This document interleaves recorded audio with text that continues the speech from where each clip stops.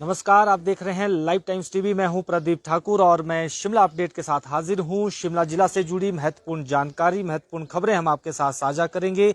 और भी आज राजधानी शिमला में क्या कुछ दिन भर होने वाला है, वो तमाम जानकारी हम आपके साथ साझा करने जा रहे हैं। और सबसे पहले बात करेंगे कैबिनेट बैठक की, जो सोमवार को होने जा रही है। जीएडी ने इसको लेकर नोटिफिकेशन भी निकाल दी है और सोमवार को ये बैठक सुबह 10 बजे से शुरू हो जाएगी। और अभी तक की जो जानकारी है वो राज्य सचिवालय में ही ये बैठक होनी है, लेकिन कई बार एन वक्त पर जो वेन्यू है वो बदल भी दिया जाता है। जैसे पिछली बार कैबिनेट बैठक को लेकर हुआ था कि पहले वो राज्य सचिवालय में होनी थी, उसके बाद उस बैठक को विधानसभा में किया गया। हालांकि अभी तक की जो अपडेट है उसमें क्योंकि सोमवार को 2 बजे से विधानसभा का सत्र शुरू होना है और उससे पहले ये कैबिनेट बैठक हो जाएगी और उस दिन काफी निर्णय जो है वो किए जा सकते हैं। और उसमें खास तौर पर जो विधेयक भी अभी सदन में लाए जाने हैं, जो संभावित है, उन पर भी चर्चा हो सकती है।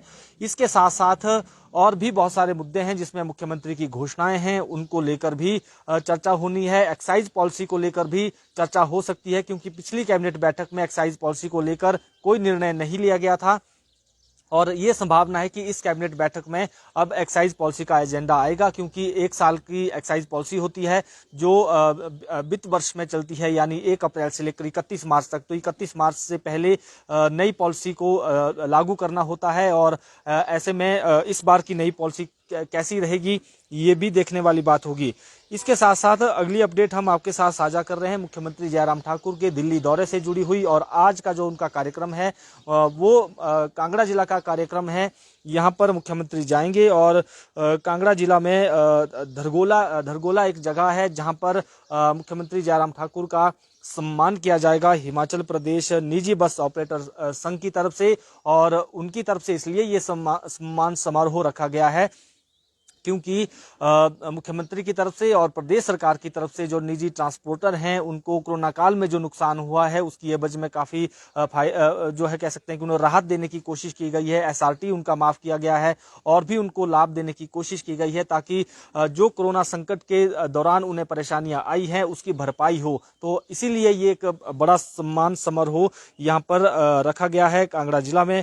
और आज शाम को ही मुख्यमंत्री का शिमला लौटने का कार्यक्रम है।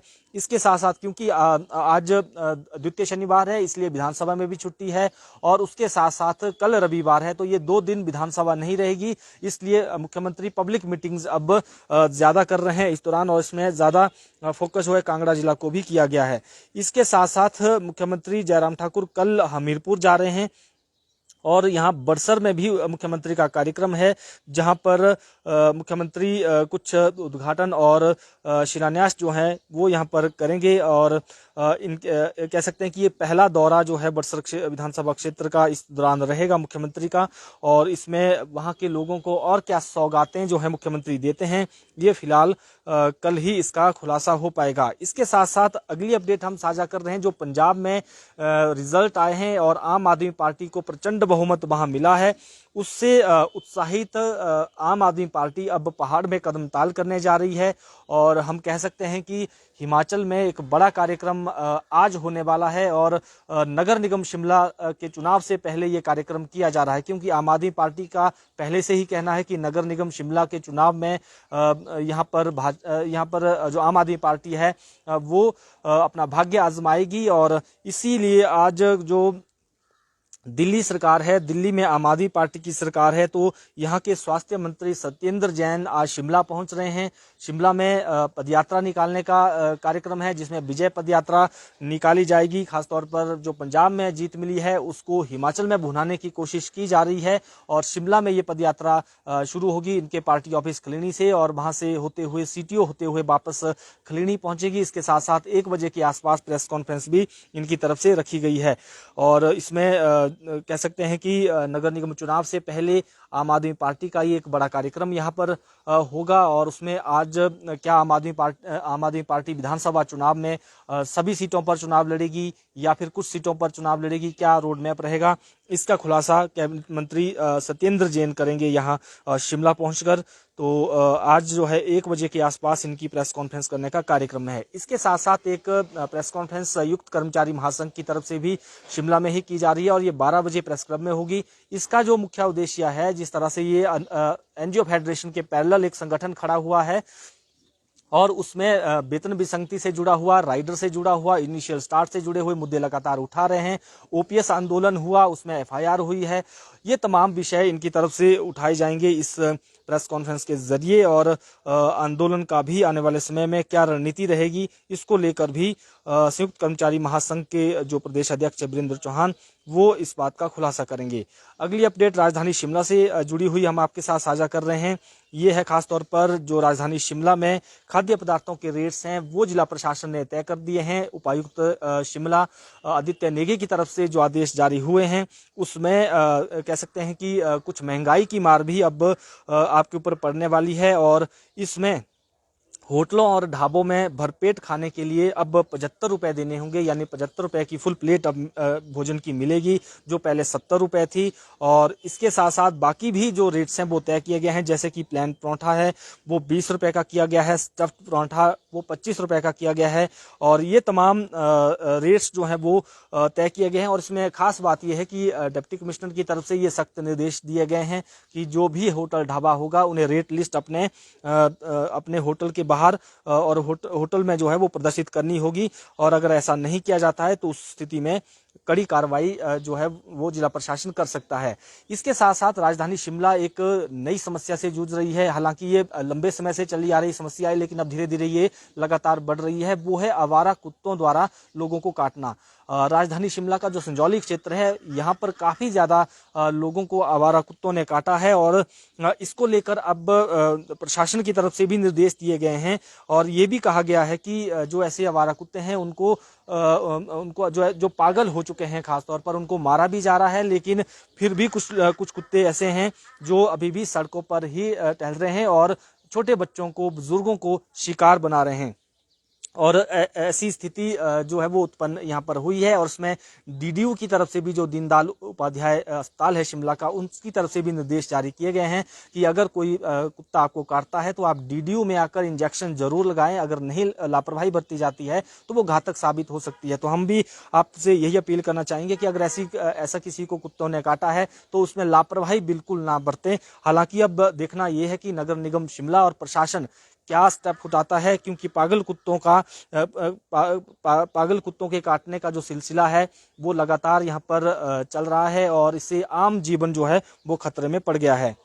साथ ही अगली अपडेट हम हिमाचल प्रदेश विश्वविद्यालय से जुड़ी हुई साझा करने जा रहे हैं आपके साथ, खासतौर पर इक्डोल से जुड़ी हुई, जिसमें हिमाचल प्रदेश विश्वविद्यालय के जो दूरवर्ती शिक्षण संस्थान है यानी इक्डोल है, वहां पर बीएड प्रवेश के लिए जिन्होंने बीएड प्रवेश के लिए आवेदन किया था उनकी काउंसलिंग शेड्यूल जो है वो जारी कर दिया गया है और उसमें शेड्यूल के अनुसार 21 मार्च से ये काउंसलिंग शुरू हो जाएगी और 24 मार्च तक काउंसलिंग चलेगी।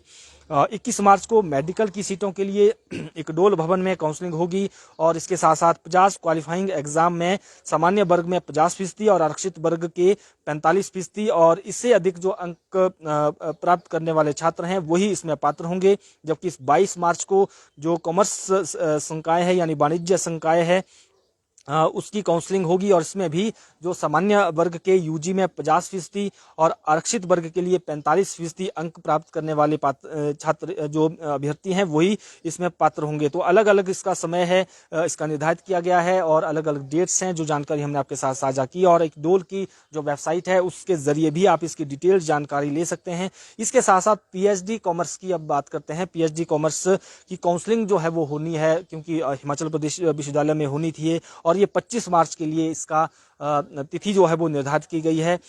इसमें जो सामान्य वर्ग में प्रवेश परीक्षा में 60% और आरक्षित वर्ग के प्रवेश परीक्षा में 45% जो अंक प्राप्त करने वाले छात्र हैं वही इसमें पात्र होंगे।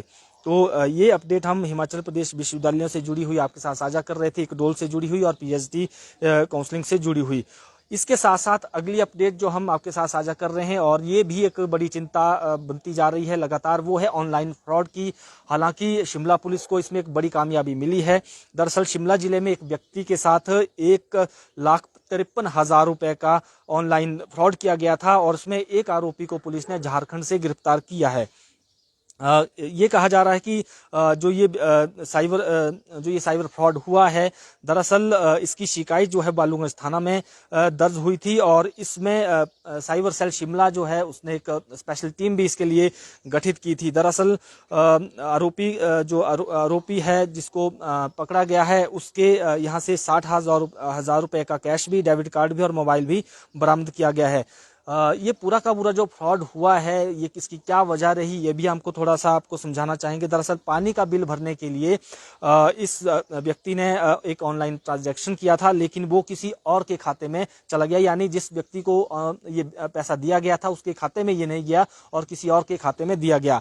तो उस पैसे को रिकवर करने के लिए इन्होंने एक नंबर पर जो है वो ऑनलाइन इसमें नंबर ढूंढने की कोशिश की और गूगल पर जाकर कस्टमर केयर के जरिए, यानी जो इसमें किसके खाते में पैसा गया है, क्या अब इसको वापस कैसे लाया जा सकता है, तो इसको लेकर एक कस्टमर केयर में जाकर गूगल में ही जाकर वहां गूगल सर्च इंजन में जाकर वहां पर कस्टमर केयर का नंबर ढूंढने की कोशिश की, लेकिन उसमें एकदम नंबर आया तो उसकी तरफ से एक एनी डेस्क हेल्प जो है एक जो मोबाइल ऐप है उसको डाउनलोड करने को कहा गया। तो जो प्रार्थी है उनकी तरफ से वो ऐप भी डाउनलोड की गई और उस पर आगे प्रोसेस जब किया जाता रहा तो पता चला कि 1,53,000 रुपए की ठगी हो चुकी है। वो जो अकाउंट से हैं वो कहीं और जगह ट्रांसफर कर दिए गए हैं। तो इसकी शिकायत जब यहाँ पर पुलिस के पास की तो पुलिस ने इस पूरे मामले को जो है हैंडल किया और अब इस व्यक्ति को एक व्यक्ति को इसमें जो झारखंड का ये निवासी है इसको गिरफ्तार किया गया है। तो ऐसे में अब शिमला पुलिस का भी शिमला पुलिस की अपील है सब लोगों से कि किसी भी अनजाने व्यक्ति के कहने से कोई भी ऐसी अवांछित जो है आप कोई मोबाइल ऐप है या कोई और ऐसी एक्टिविटीज है वो ना करें, क्योंकि बैंक कभी भी ऐसी सीधी डिटेल डायरेक्ट नहीं मांगता है या आपसे कोई पिन कोड या कुछ और आपसे जो CVV नंबर भी होता है वो भी नहीं मांगता है। तो इसका ज़रूर ध्यान रखें, क्योंकि ऑनलाइन फ्रॉड की वजह यही ज़्यादातर बन रही है कि हम कई बार लापरवाह हो जाते हैं और जानकारी का अभाव होता है, तो ऐसे में ऑनलाइन फ्रॉड हो जाता है। इसके साथ साथ हम जो सबसे अंत में आपके साथ अपडेट साझा कर रहे हैं वो है मौसम से जुड़ी हुई। राजधानी शिमला की बात करें तो इस वक्त धूप खिली हुई है यहाँ पर और मौसम विभाग का जो पूर्वानुमान है 15 मार्च तक मौसम बिल्कुल साफ रहने वाला है। हालांकि 2-3 दिन से गर्मी भी राजधानी शिमला में हो गई है और वीकेंड भी है, यानी आज भी शनिवार है, छुट्टी है, कल भी छुट्टी है, तो अब पर्यटक भी यहाँ पर पहाड़ों की रानी का रुख कर रहे हैं और आने वाले कुछ दिन जो है बिल्कुल सामान्य रहने वाले हैं। फिलहाल शिमला अपडेट में अभी के लिए इतना ही और प्रदेश से जुड़ी तमाम महत्वपूर्ण खबरों के लिए आप लाइव टाइम्स टीवी पर बने रहें। धन्यवाद।